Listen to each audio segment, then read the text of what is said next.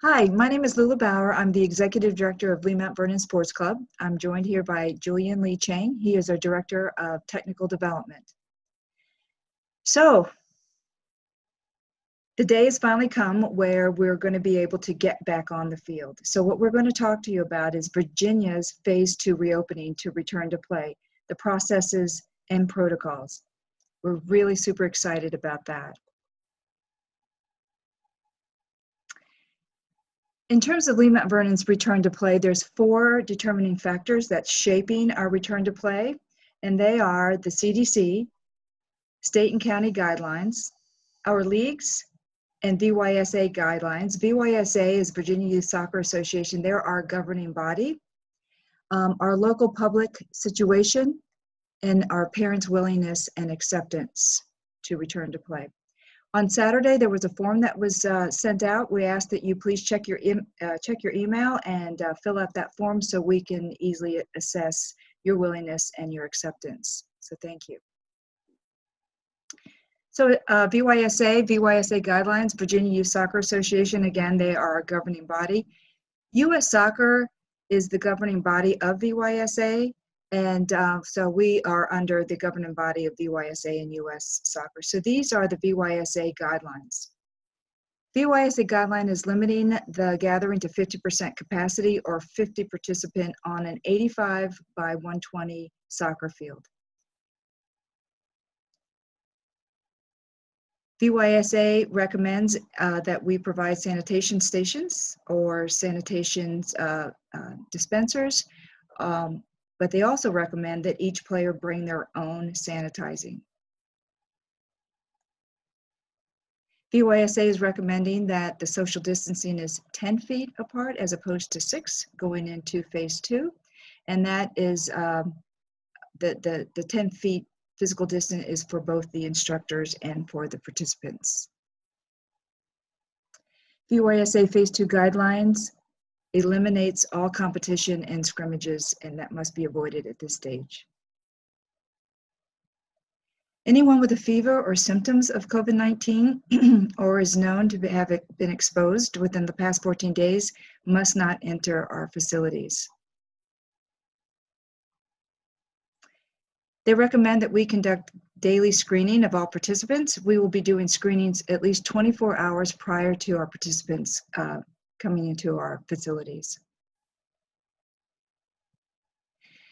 So in terms of VYSA guidelines, once you get to the fields, the recommendation is that there is that sharing of equipment is limited. Basically, it'll be between the instructors.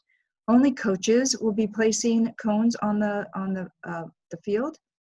Each player will be assigned to a station to place equipment and to return during water breaks. They recommend that no shared water, towels, or any other type of equipment. Practices with penny or vests are given to one child, and that child keeps that penny and vest and washes it and returns with that penny and vest. There's no sharing. There's no sharing of balls. So each player is required to bring their own ball. So please, please, please be very cognitive of that, mainly because our instructors will not be bringing their bag of balls. The only ball movement that's required by players is kicking the ball. They will not be allowed to carry the balls or pick up the balls and throw in the balls, but players are only allowed to pick up, carry back to their homes and to the pitch, only their own balls. So I'm going to turn this over to Julian, and Julian is going to talk about Virginia VYSA's Phase 2 and how that blends with Lee Mount Vernon Sports Club. Julian?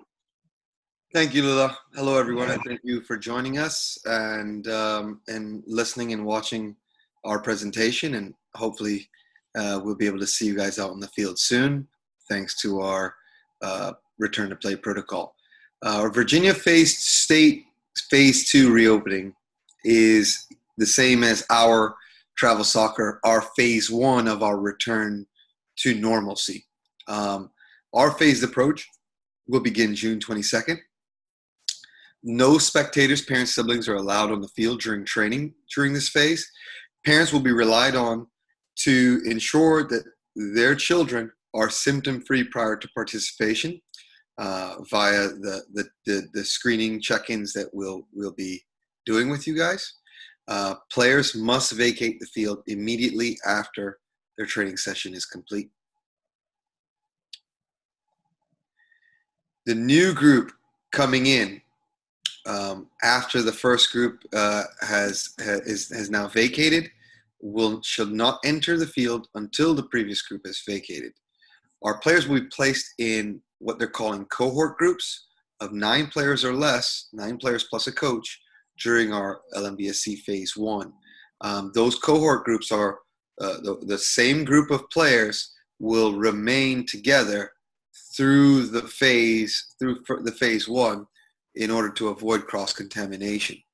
Signage will be placed on the field to remind all parents and players of club protocol. Players that are not compliant with this protocol will not be permitted to participate. We'll be creating a 15-minute overlap between sessions so that when a session is finished, the players will have 5 minutes to go to their station, assigned station, collect their equipment, and exit the field.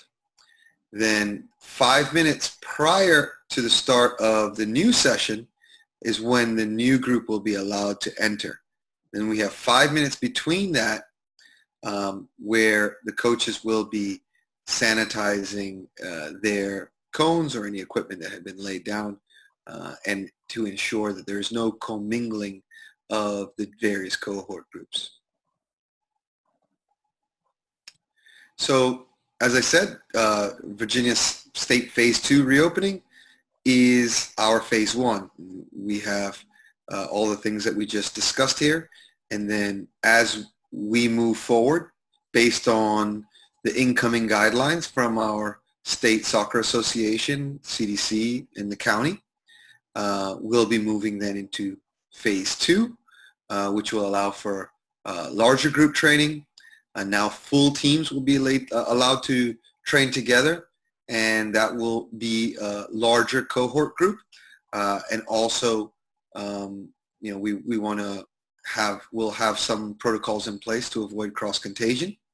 Then we'll be moving to Phase 3, and then Phase 4 will be our full return to play. We're able to resume our highly successful and very much missed PAT training program, and of course our league and regular match fixtures.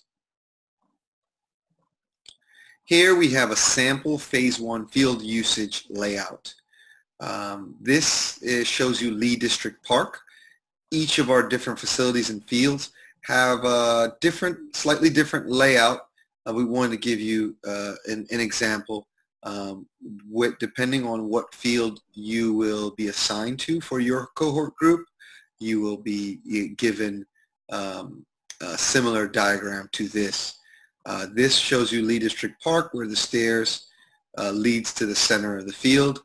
There you see at the bottom center of our page the sanitization station, where players may sanitize and then move to their station group section. The first thing they'll do is put, as you see the rings, are player stations. They will be placed strategically 10 feet apart, where their water, their bags, and any other equipment they may bring will stay in that station, separate from, as I said, 10 feet away from the other players within their cohort group. Within those boxes where we see Group 1, Group 2, Group 3, and Group 4, those players will be assigned a section within there for some training, and we'll be setting up the grids in the practice sessions to ensure that physical distancing recommendations are strictly adhered to by our players and our coaches. Here we have some sample physical distancing activities. We have many more, but we want to give you guys just a quick visual of what this will look like during our training. So we are able to do many technical and physical training activities to increase the players' stamina, speed, quickness, agility, strength, as well as their technical ability. Of course, there are certain things that we're not able to do, but we are able to have some tactical training as well with this phase. And here you have an outline of several different activities and what that may look like. And there'll be cones and other barriers placed to ensure that the physical distance recommendations are followed.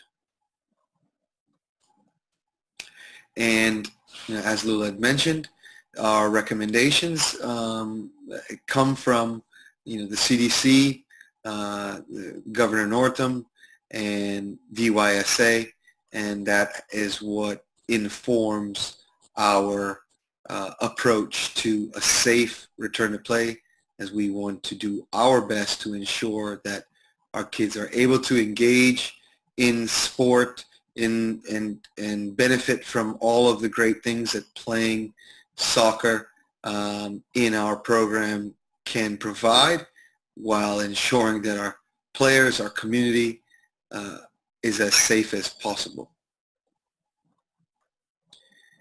Any questions, please do not hesitate to contact either myself, the Director of Technical Development, or our Director of Travel, John Norm, at jnormdotc at lmvsc.org, and myself, Julian Lee Chang, DOTD, at lmvsc.org.